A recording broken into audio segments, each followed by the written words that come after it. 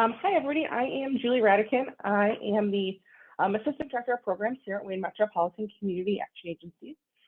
We are a nonprofit that partners in subgrants through one of our local area schools, regional schools, to provide McKinney-Vento supports and resources to all of our districts within Wayne County, Michigan.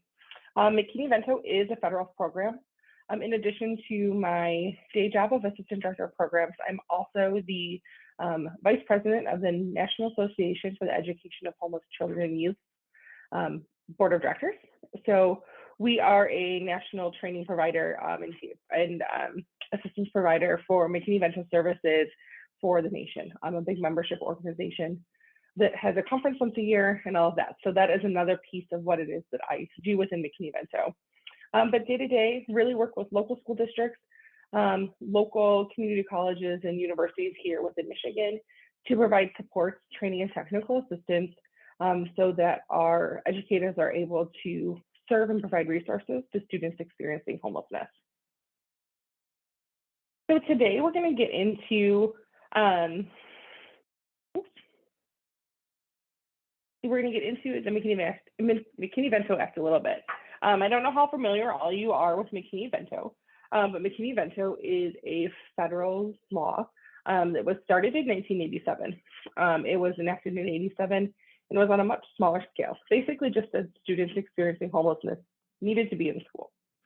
It was reauthorized under No Child Left Behind back in 2002, which provided us many more resources, allowed for every school district to get some grants, really looked at making sure that every school district had a liaison, and then was reauthorized again under the Every Student Succeeds Act in 2015 to mandate that every school has that liaison, to make sure that states were dividing up grants equally and making sure that liaisons had what they need to get the job of serving students done.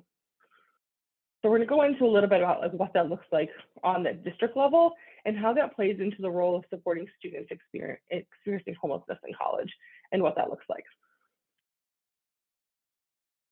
So just a little bit more, we're first going to kind of go over that state and local perspective. I've got a little bit on Illinois to show you, along with some definitions and data, some identification, and then just all that education piece and how the education of a student in K-12 transforms into their education in higher ed. So every state must have a state coordinator.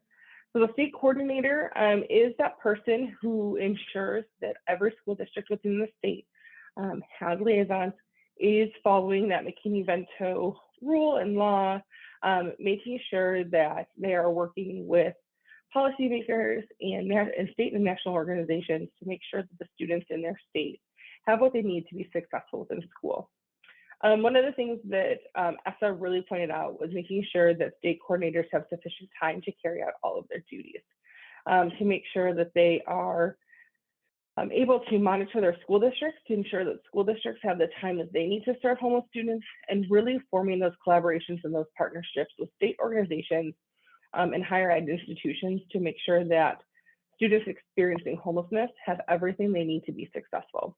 So really looking at those deep partnerships, those deep connections, ways in which they can make accessing services easier for students experiencing homelessness, as they tend to have quite a few barriers to accessing services. The way that Illinois breaks out their McKinney-Vento is through regions. It looks like you all have about, I think, 7 regions across your state that look at the different ways McKinney-Vento can work together. So similarly here in Michigan, we call them consortiums. And in our consortiums, the way ours work, and I believe that Illinois is very similar, is we have one consortium that serves all the school districts within that area, where it looks like your regions have counties underneath them, and then are able to serve those counties underneath those regions. Really kind of looking at that is that's your point of contact, the way you go for training and technical assistance, that will really walk you through what area resources look like, along with what services are available specifically in that area. So for example, here in Michigan, we are part of a consortium that serves Wayne County. Wayne County in Michigan is the county that holds the city of Detroit, and it's 42 surrounding communities. So 43 communities here in Wayne County that we provide services to. With under that, we have 33 school districts and 108 charter schools. So roughly 140 education entities that we work with and make sure that each district has a liaison. Similarly, the way your regions here in Illinois will look is that same way. Each year, your region people will work with each of the district level people within that region to make sure that they have what they need to be successful within school and providing those liaisons that support they need to serve homeless students. So with this, every local district, so that includes your public school districts and your public school charter academies, are required to have and designate a liaison. Under the ESSA, under ESSA, we are, as liaisons, required to perform 10 duties.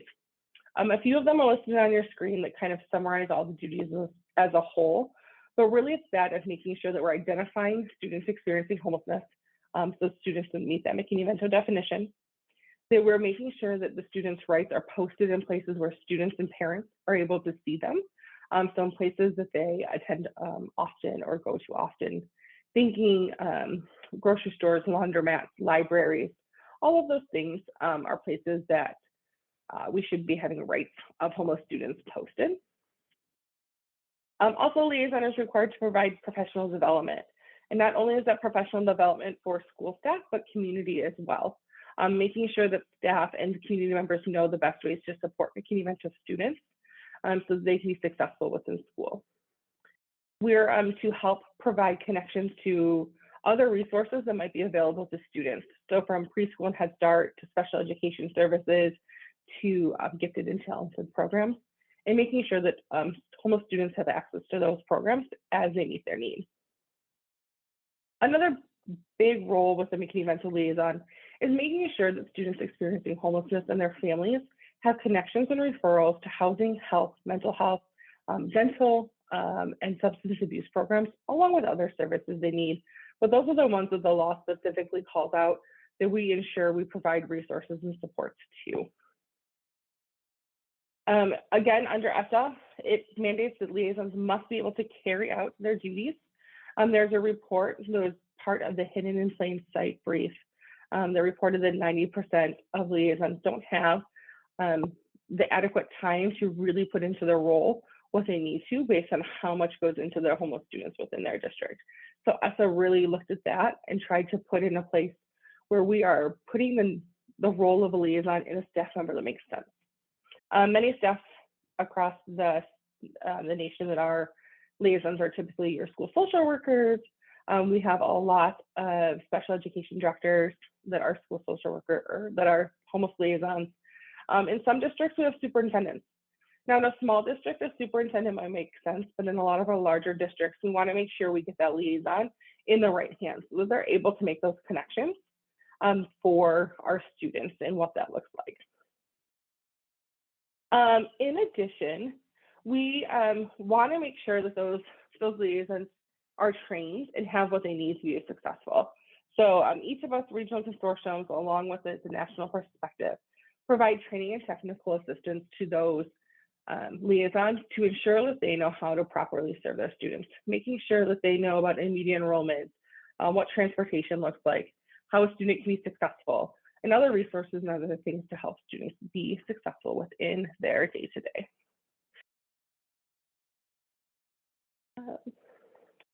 And then for our next, kind of looking at that, with how the local liaisons and the state coordinators kind of pair together.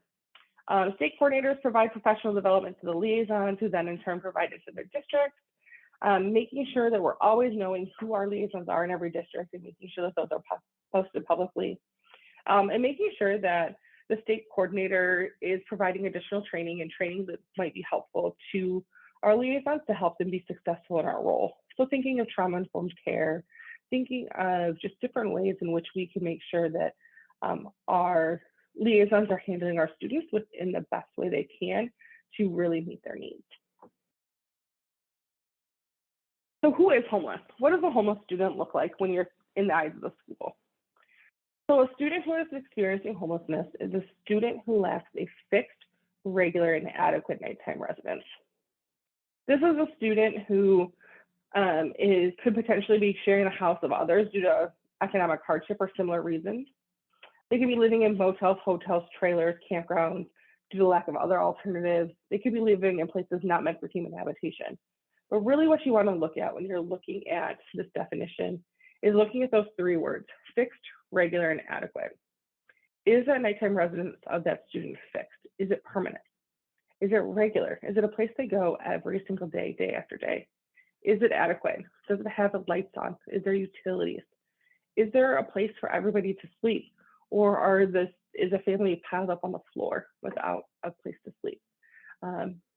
Is the family staying in a place that maybe they're not eligible to stay? They're doubled up with a grandparent who's living in a senior living complex, which could then put grandma at risk of being put out. All those things are things you want to think about when you're looking at students experiencing homelessness. And ultimately, going back to that fixed, regular, and adequate. If they're missing one of those three, the student is likely homeless in the eyes of the school district. A lot of times we get from people, well, they're living in a motel, aren't they choosing that? No, a lot of times our families don't have the credit or the ability to rent an apartment, and a hotel doesn't do a background check. Hotels also offer monthly rates that they're able to get in without a security deposit. So really looking at the reason why people are in those situations. In addition to that doubled up, that motel, hotel, that campground, you also look at families that are living in emergency or transitional shelters. So that's, your typical, you think of homelessness.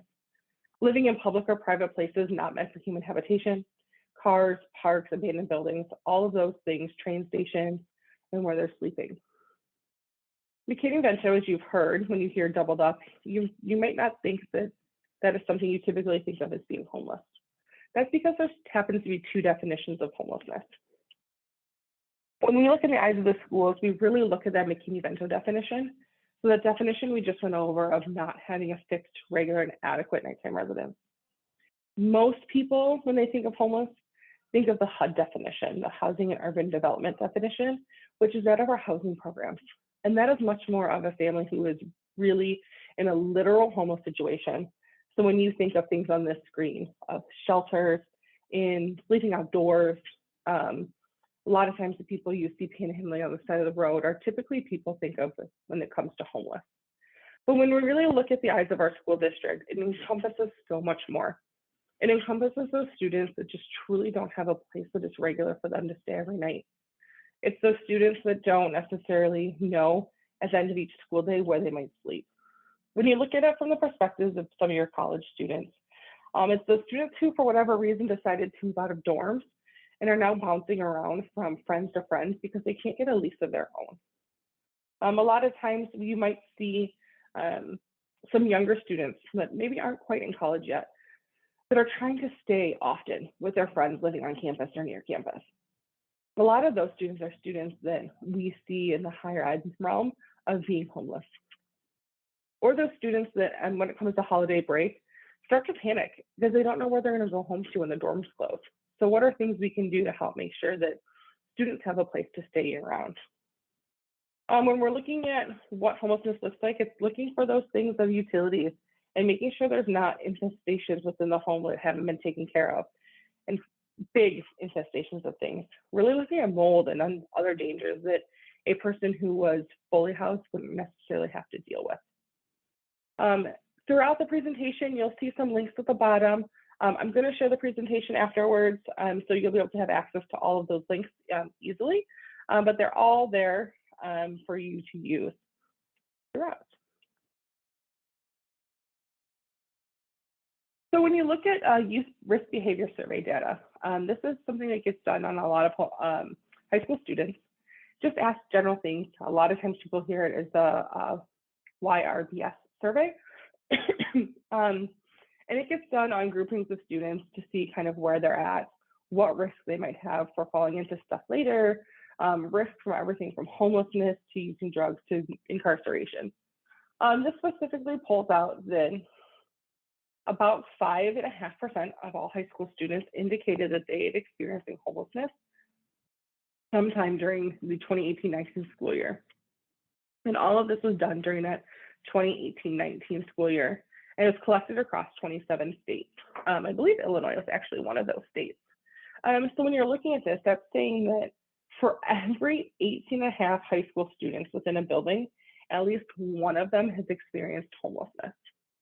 So think about how that relates to students heading off to college and how that goes. For every less than 19 students you have coming into your building, at least one of them could have been experienced homeless during their high school years and what that looks like. We know that every time a student flips between school districts, that they fall about 4 to 6 months behind on their education. So through McKinney-Vento, you'll hear in a little bit about what we can do to help those students be successful and maintain their grade level within their school. So what are some of those causes of homeless? We know it's poverty, we know it's underemployment. Most recently, we're seeing a lot of homeless students related to the pandemic and COVID happening to their families. While we have a ton of utility and rental assistance out there for families, not every family is taking advantage of it or knows it. So those families and those students are becoming homeless. A lack of affordable housing in many places, domestic violence, mental illness, our unaccompanied youth, so our youth not in the physical custody of a parent or guardian, are also youth that we see a lot of homelessness within. And a lot of that has to do with family conflict, whether it's strict rules that the students don't want to fall behind. Typically, that's our last thing. It could be abuse that no one knows about. It could be a student who's come out as LGBTQ and the family doesn't agree, but for whatever reason, that student not being able to stay within the place in which they had been staying. And then lastly, a lot of natural disasters. We've seen some hurricanes hit the South a lot this year. Last year, we saw a big hit too in South Carolina.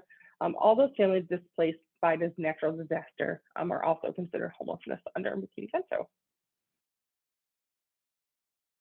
So we just talked a little bit about unaccompanied youth. So it's any youth who doesn't have a fixed, regular, and adequate nighttime residence that is not in the physical custody of a parent or guardian. Most of the time when we think of this, we do think of our high school students, but there is no age limit on an unaccompanied youth. Many unaccompanied youth do run away because of abuse and neglect. That's what we see about half, just around half of what most of our students are experiencing is that physical abuse at home. About a quarter or less are students that may have been sexually abused at home. A lot of these research that goes into kind of these two statistics really looks at that substance abuse use of the parent really leading to that. There are some parents that force students out because we talked about a little bit of their sexual orientation, their gender identity. Also, pregnancy is a big cause of students being kicked out from school. Along with a lot of times when students will turn 18, there's a big number of parents that say, you're 18, now you must get out. A lot of times that's during their senior year or their first year of college.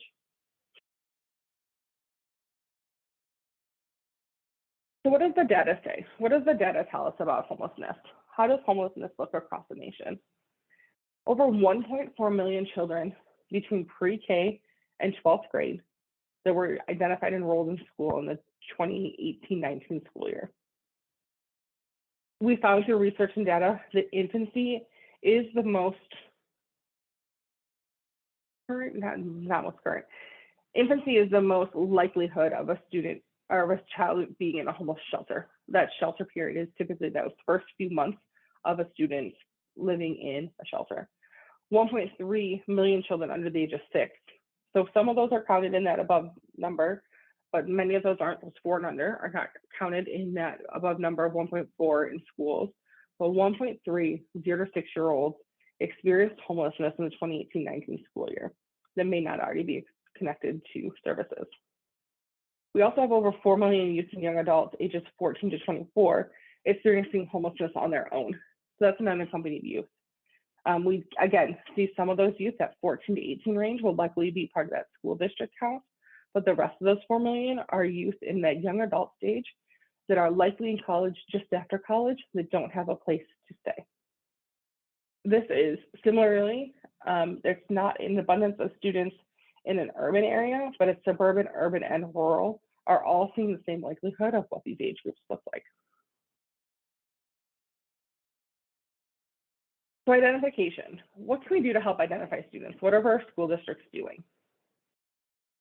We're trying to make sure that when we're talking about homelessness in the eyes of the school district, we're using words like experiencing homelessness.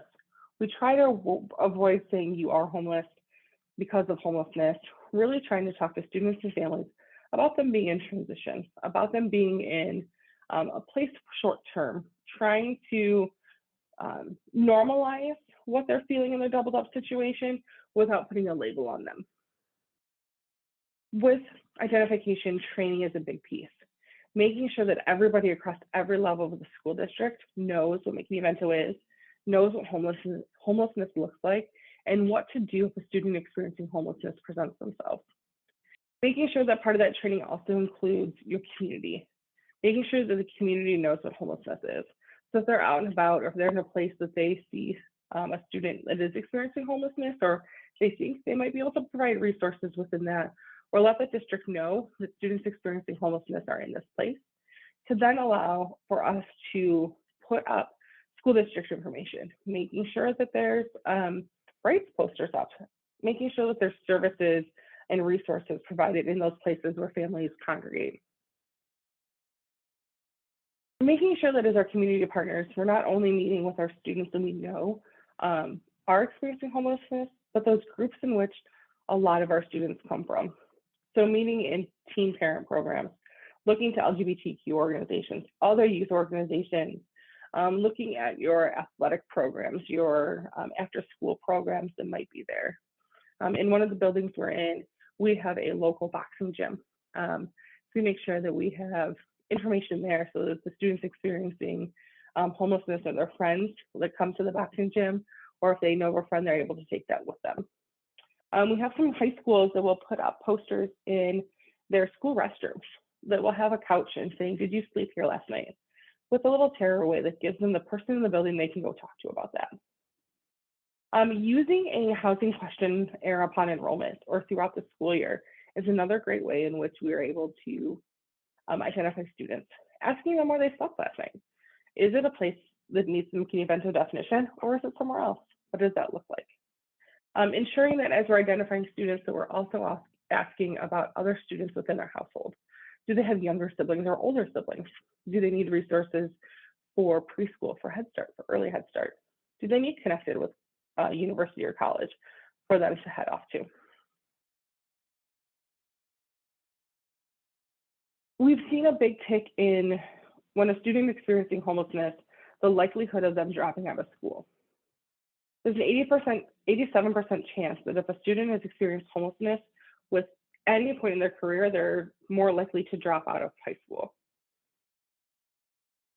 We're seeing that a lot of our students, over half, are saying that it's hard to stay in school once you've dropped out because a lot of times those students are having to switch between school. We're going to find out here in a minute on ways in which we can help our students with that. But really trying to figure out not only those gaps in achievement and education between low income and normal education homeless students or median to upper class, but also that gap between homeless and low income. We see those big gaps in education and what we can do as a system to bridge those gaps for our students. So really looking at that, poverty rate for college graduations is about a third of the poverty rate of high schools. 2/3 of all jobs in the economy require education beyond high school. So what is it we can do to help our students get there?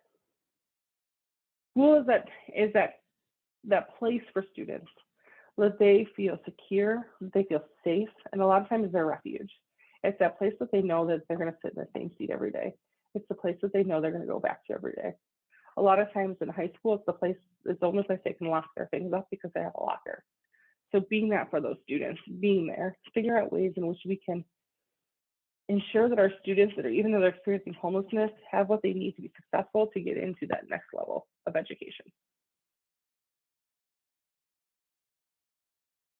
So now we're going to look through other ways in which through the Act, we can remove some barriers. We can make sure students are remaining stable within their education and getting there, and then getting them beyond and getting them to you all in college and what that looks like.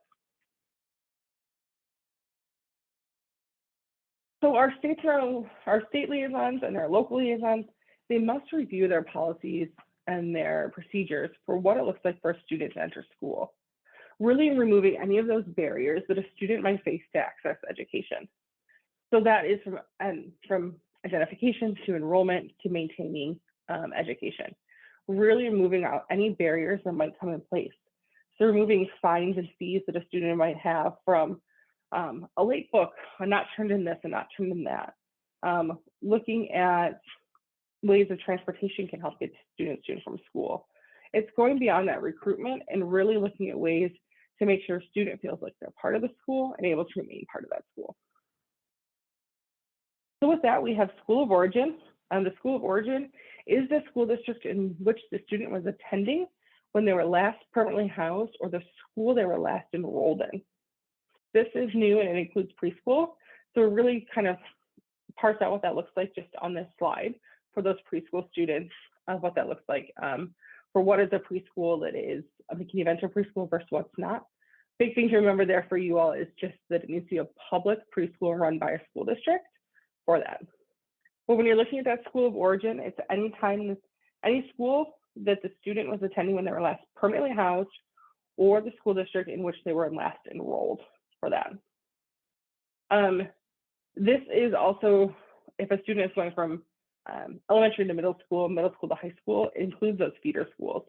So if their last school was 8th grade at one middle school, their school of origin would then be that 9th grade school in which they would have gone to if they would have stayed in that house for them. So making sure you're kind of watching for that piece too.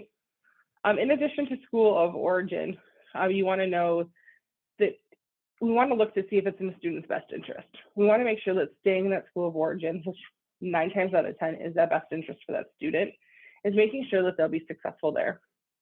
Making sure that there's that history of them being in that school, making sure they've got those connections. We know that school of origin is typically that place where the student does have the connections. It's where their friends are. It's where the teachers they know they are.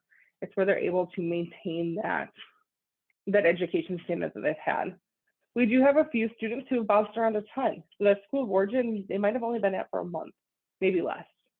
We want to look and see if that's really in their best interest or not. When you're looking at school of origin, the other school you look at is that school of residence. School of residence is that school district where everybody else in the neighborhood attends. So if I'm homeless and I'm doubled up with somebody else in the district over, my school of residence would be the same school that the students go to.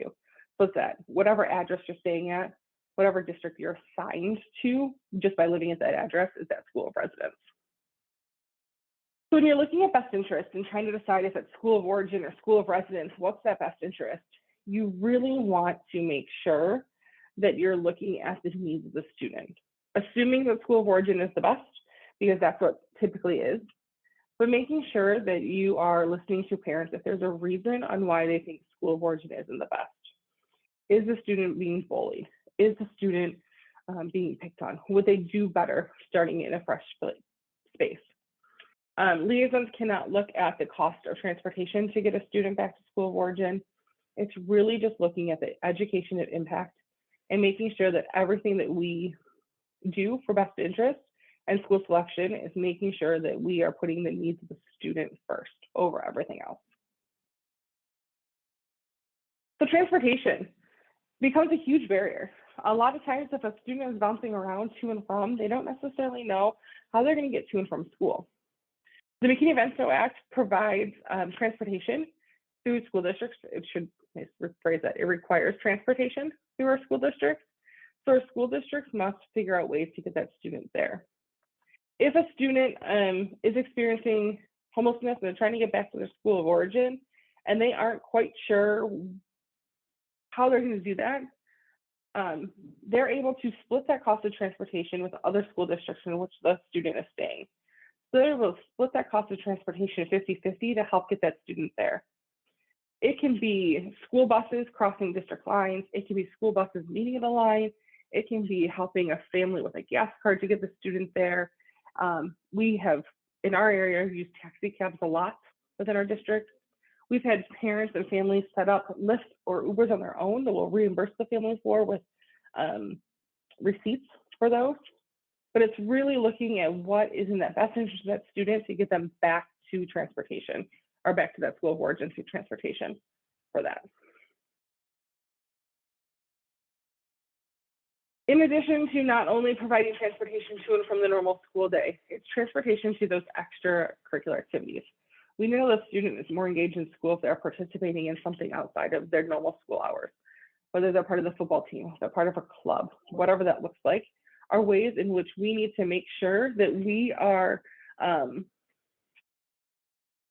making sure that our students are getting that transportation, getting to those programs that they need to be successful within school. With that transportation, it again can be arranged with the other local school districts along with the school district they're in. It can be set up with a teacher, with a coach, whatever it is needed to make sure that those students have what they need to get to and from school. We also look at immediate enrollment. Immediate enrollment is just that. It means the second a student is identified in school, they are eligible to attend school. Immediate enrollment is fully engaged. It means if they want to be part of that football team, that extracurricular activity, that club, they're able to do that. Students are able to enroll without the documents that they need for enrollment. So say a school district requires you to have your birth certificate enrollment. If you're a homeless student and you don't have your birth certificate, you're still able to enroll in school and fully participate until you're able to get that birth certificate. And your liaison and your supports through McKinney-Vento will help that family get that and get that student get that birth certificate. Same with school records. Students can be enrolled while the records are being transferred and being placed in the closest place they're supposed to be placed in within district level, grade level, even without having those records to be able to be successful.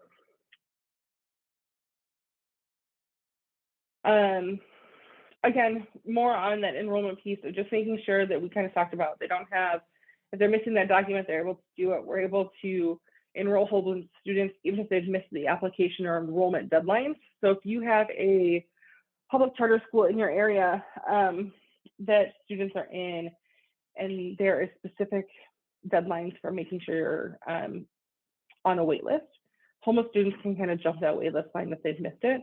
They're able to kind of go to the top of that list. Similarly, if there's a program that has caps, so if you have X number of people are allowed in that program and it's full, you don't make an extra space for a homeless student, but that homeless student becomes the top of that wait list for that program. To talk about enrollment is that full participation. So it's immediately attending classes and participating fully. We work on kind of getting the rest to what that needs. Immediate enrollment even applies if there's no parent or guardian in. So if we have an unaccompanied homeless youth that shows up at our door and they want to enroll in our school, we're able to enroll them. Once we get them enrolled, we can figure out if that enrollment is the best place for them or if they should be going back to their school of origin. A student can get meals the same day just by the liaison sending over their name to food service. They'll be able to get free lunch that day for their food as well. Preschool, similarly, as long as there's space, a homeless student gets prioritization and gets on that list. If there is a wait list, they get to the top of the wait list for that. That's for our state-funded education-funded programs through a school district. For any community program like a Head Start, let's run through a community organization. There's the prioritization for a homeless student, but they aren't mandated to follow McKinney-Vento because they're not a district-funded program, but they do follow similarly and do have for prioritization to students experiencing homelessness.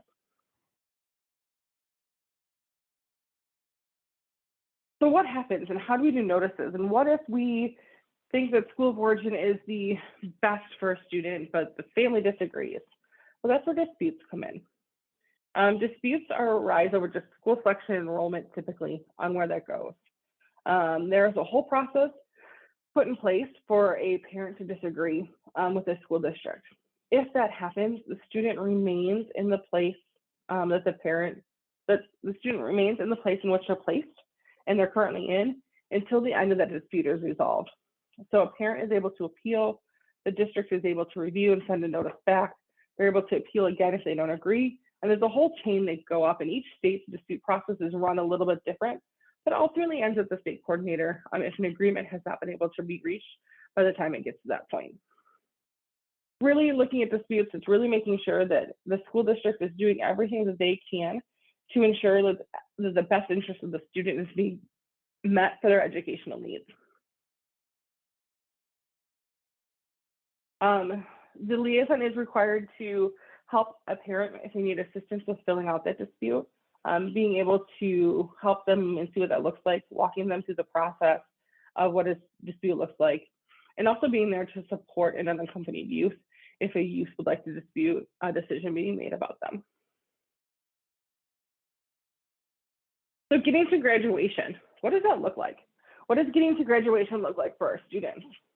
It's making sure that we meet our standards, making sure that a student has what they need to pass each grade level, to pass the classes they need, to get the credits they need. We see a lot of different things throughout McKinney-Vento and what it looks like for students that are economically disadvantaged or homelessness. We know that our students experiencing homelessness have the lowest graduation rate of all subgroups. So lower than English language learners, lower than migrant students. We know that our homeless students, they have the lowest graduation rate of all of the subgroups. So what can we do to help with that? So under ESSA, looking at trying to help with credit accrual. What are ways we can remove barriers? How can we give full or partial credit for courses that a student's completed? Talking to those prior school districts to make sure that they're able to get that partial credit. Having courses or ways in which we can offer accelerated credit recovery.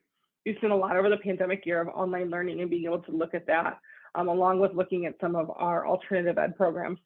What are ways through those programs that we can help our students, especially those in high school, regain that credit so they're able to graduate on time or graduate at all and be able to head off to post-secondary school and being able to enroll in college and get that.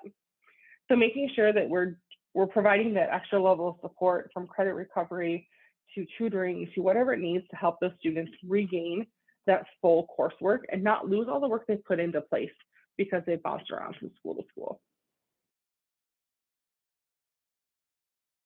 So really looking at kind of that magnet school, those career techs, those summer schools, what are ways in which we can filter all those together to help make sure that our students have what they need. Not letting our students who are homeless and want to be on a football team, but because they don't have the credit from their last school, they don't meet the GPA of that. Figure out ways to help make sure that those students have what they need to be successful, because that is what's going to keep those students engaged and enrolled in school and wanting to come to school. Really, that full participation is that thing that is going to get our students that are on the fence of completing high school to that end of high school, making sure they're engaged, making sure they feel supported, and making sure they have what they need to be successful and being able to participate in what it is they would like to participate with. So in addition, we talked about the free meals, making sure that our students experiencing homelessness and from day one have the free meals that they're eligible for, breakfast, lunch, whatever that might be. Many of our districts also have backpack programs where they're able to send meals home with students. So figure out discrete ways, especially for unaccompanied youth, to ensure that they have meals on the weekends as they go off into wherever they might be staying. Making sure that food security is something that our students have.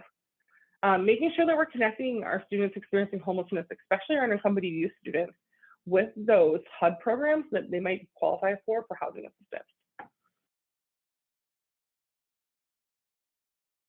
We want to look at those warning signs of dropout. What are those there? What is different between a homeless student and a general education student when it comes to warning signs of dropping out, missing a ton of classes, being tardy all the time, all of that, and really getting those students connected to school counselors, getting them into college readiness programs, getting them excited about college, looking at campus supports and campus tours, and doing campus tours with folks that understand that these students could be some at-risk students, doing more to entice and engage students on what that post-secondary school looks like and how to get there. Working with students to make sure that they have what they need to be prepared when it comes financially to school.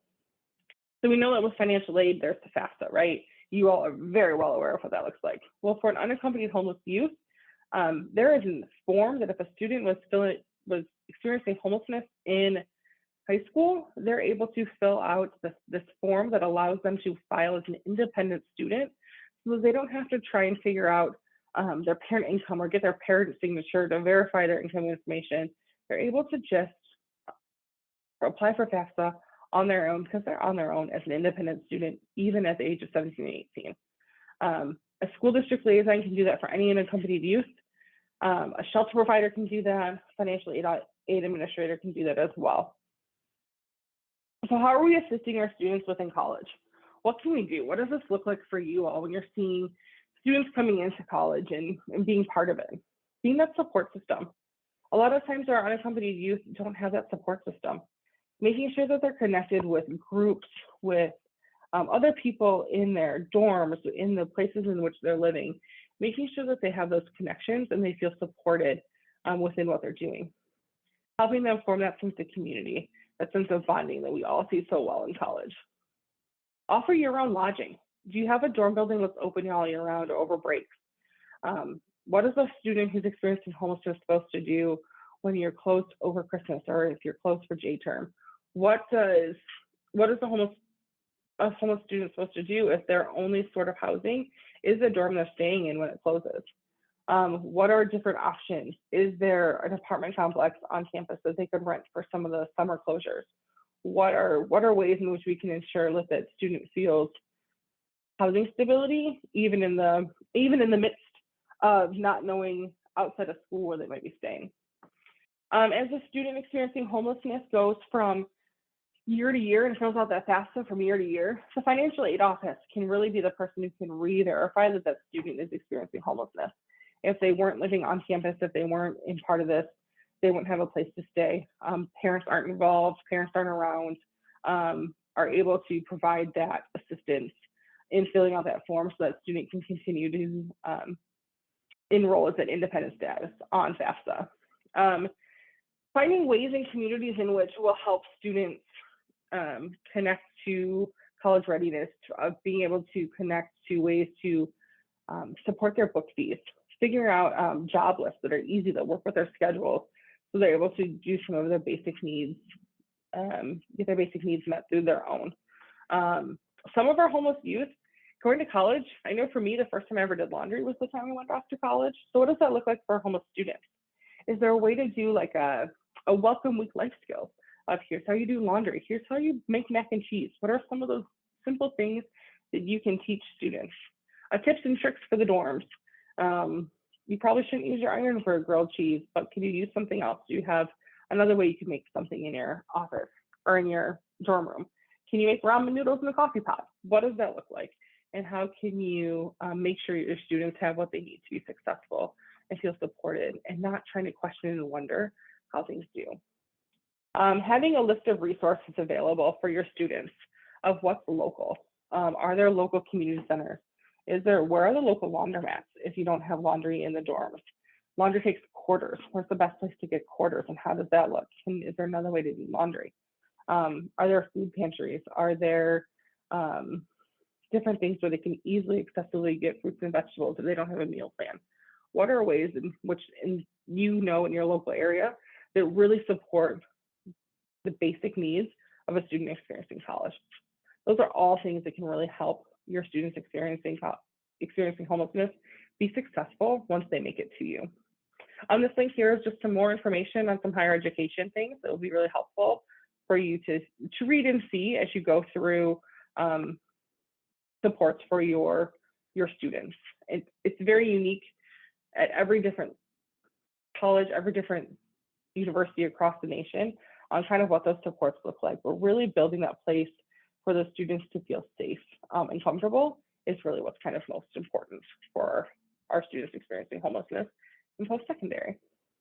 In the slides, you'll see there's a few more just links to things if you want to get to know more, if you want to learn more about what McKinney-Vento is, seeing some more of the data. There's some links here as well for that. So I really thank you all for your time. I don't know, Brittany or Molly, if there's any questions in the chat we want to go through, or if any of you have any questions, I'll gladly take these last few minutes to answer any questions you might have. Yes, so if you have any questions or comments, go ahead and put those in the chat or the Q&A. There was one question about financial aid, but you touched on that as far as whether or not a college student has to provide their parents' income information. And so when we're looking at those unaccompanied youth, that is not something that is needed, even if they fall in that 17-year-old age range. And so while people are kind of getting their thoughts and questions together, I did just want to mention, when we're talking especially about the community college system and those students, and Julie, you touched on it too, about educating parents, students, the community, because when it comes to the community college system, that information has to be self-disclosed by the student themselves, right? And a lot of times when when you're talking about a young adult and they are staying at a buddy's house this week, and the next week they're going to go to their aunt's house for a little bit, and then the week after that they're going to go to another friend's house, right? To them, they have a roof over their head. But making sure that they understand that by definition, that is technically considered and making them able to benefit from these services. And so I think a lot of times we just have to have those conversations. And Julie, like you had mentioned, maybe not using the term homeless, but making sure that we are putting that information out there about the resources that are available to them and how they can access those. And then also you had mentioned, talking about the availability of preschool for students. We know that a lot of our college students, our community college students, are parents themselves, and even potential students. That can be a hurdle keeping them from enrolling in programs is childcare. And so making sure that they are aware that these options are available to them if that is something that's holding them back from getting involved in our programs. Yeah, and childcare is another group that has a whole network together that are learning about homelessness and like looking at ways in which they can better serve families experiencing homelessness. So childcare is a little bit behind on like what resources are there, but they're getting more ingrained in homeless services. So in the coming year or two, you'll probably see a lot more outreach around childcare, reaching out to families experiencing homelessness. Great.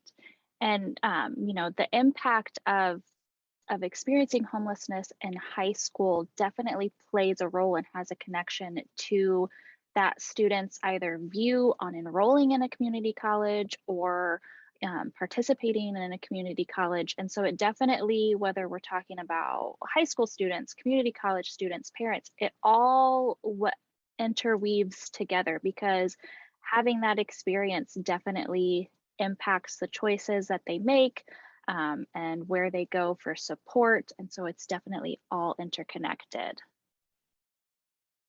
And so we did have one. Oh, yeah, no, go ahead. Yep, I just saw it pop through. So a question of what resources would recommend for community college students who are homeless? Typically, you can only find emergency shelters. When you're looking for housing, that is a big piece. You typically just find that emergency shelter piece when you start to look. But you want to dive a little bit deeper with your student. Is your student working? What is their income like? What does their financial aid provide for the community college? Is there room for that housing piece in there? With that, you might be able to look at different sorts of housing programs through your area's continuum of care. So if you look for a continuum care in your area, it is a group of homeless service providers that come together. Typically, there is a point of entry for homeless services within the area that can provide you to all the different housing options and housing supports that are out there. Right now, there's a ton of money around COVID emergency rental assistance that helps those that are not only renters, but also those that are experiencing literal homelessness into that of being a house status. So looking for that community organization that is your kind of your go-to. Your shelters might be a good spot to start, since you already know of who they are, and ask them what other housing resources are available in the area. Asking them where someone goes if they're trying to find rental assistance. Your Department of Health and Human Services is another good one because a lot of times they will refer directly to housing providers, along with being able to provide some potential food assistance and cash benefits to individuals experiencing homelessness. Are kind of some good spots to start there.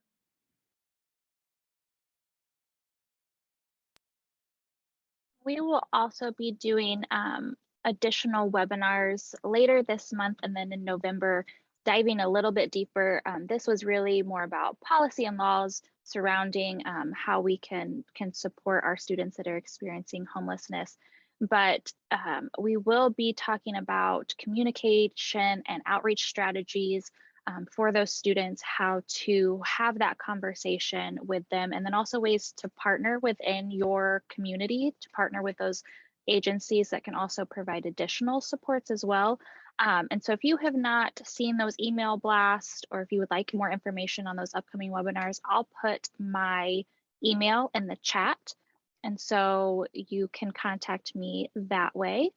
And then Julie, we also had another question come in saying that they have resources for women and children, but any ideas for men, and if that's different, or if there's a different way to broach that.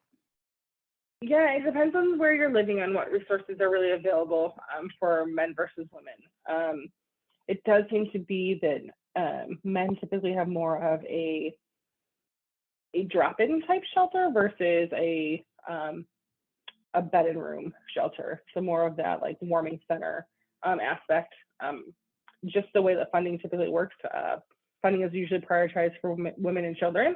But your shelter should be able to know which shelters in the area do offer supports for men, along with connecting to those other resources in the community, other housing programs and that will help with men as well.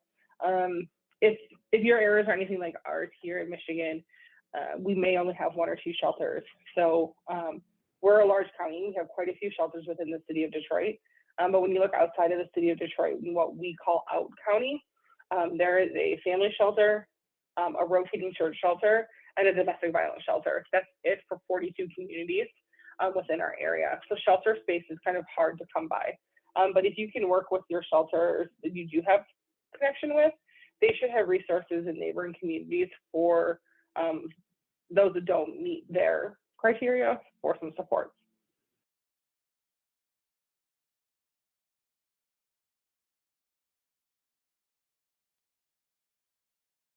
All right, well, thank you, Julie. And we'll just give it just a few more seconds, see if any more questions pop in. And I know if anyone has seen some of the presentations I have done or conversations I have had with them, this is kind of my soapbox that I'm always on. But partnership is key here. You want to really partner with the agencies within your community, because we know, especially whether we're talking about career and technical education or adult education, CBOs, whatever the case may be, we know that our resources eventually kind of have an ending point, right?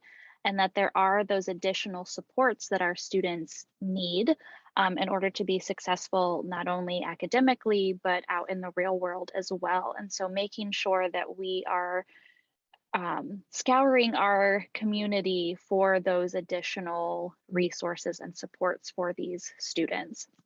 And so Lisa says she has a question. So Lisa, let me find you on my participant list here, and then I will allow you to unmute. Okay, so you should be able to unmute, Lisa. Okay, can you hear me now? Okay. Yes, we can. Okay, so actually you touched on at the very end, I work in adult ed at a community college, and it's unprecedented. I know that word gets used a lot, how many homeless students I've seen this year with, and you know, as Julie mentioned, single parents who are experiencing homelessness. And, you know, I've been working with a shelter who took in a young lady, but due to lack of transportation, one of the, I don't know if I want to call it a barrier, but she's trying to meet all of the requirements that the shelter, is imposing, which I understand. They want an evaluation regarding just where she's at with her mental health and parenting, and the shelter has their own requirements, but because of no personal transportation, she's having to use our public transit system, and it can take a long time for her to keep these appointments that are required. And we're working with trying to get her back into an educational setting, but she has since found a job and income. But I feel like she's just on the cusp to try to bring her back into an educational setting where she can complete a GED and move into a post-secondary training program. And I mean, this is just one person, and I guess I'm really feeling overwhelmed by all of the different ways that we're trying to keep her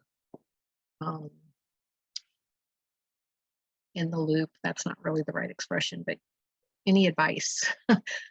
Any advice here? Okay. Yeah, so really kind of leaning on those partnerships, like Brittany kind of mentioned too, looking at if there's a way that even you as that education person in her life can work with her in the shelter to coordinate on ways things work. Is there a place where she can go and she can knock out 1 or 2 of her appointments at one time? Is there a way does the shelter have any other additional transportation that they're able to provide so she doesn't have to rely on public transportation? Is one. Really just kind of encouraging the student to be the person to kind of advocate for herself and trying to kind of mash some of those things together and just being that guide to help her work through what all these different requirements look like, and really having her work with the person in the shelter, because within the shelter they should have case management, and that case manager should be able to really help with all those things outside of school to help get her where she needs to be within that system. So it's just a lot of that partnership, or that building of really trying to mold those together,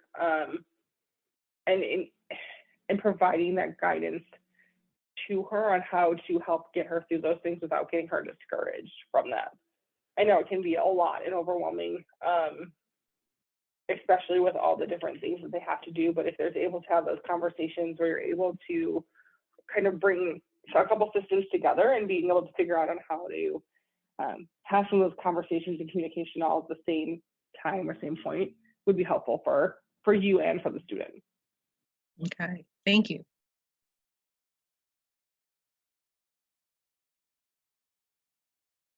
All right, well, Julie, thank you so much. We are right at time, actually 2 minutes over, but I know especially when we're talking about how best we can support our students, it can lead to some pretty in-depth and lengthy conversations, which is absolutely fantastic. So Julie, thank you so much for sharing this great information. Again, I put my email in the chat, so if you guys are interested in the upcoming webinars that we have with Molly Cook, please feel free to email me and I can send out the registration link to you. And all of the resources we will get posted on our website and share out later this week. So, and Julie posted her email address in there as well. So if you have any additional questions for her, you can contact her. And so again, thank you all for joining us. And Julie, thank you so much, and have a wonderful rest of your day, everyone. Thanks, you all too.